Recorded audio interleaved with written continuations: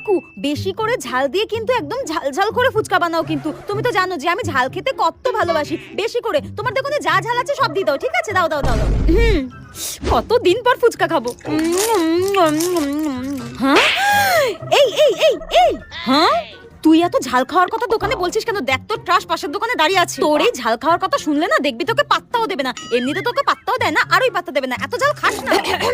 কাকু খুব ঝাল হয়ে গেছে, একটু ঝাল কমাও, একটু ঝাল কমাও। আমি এত ঝাল খেতে পারি না, তুমি তো জানো।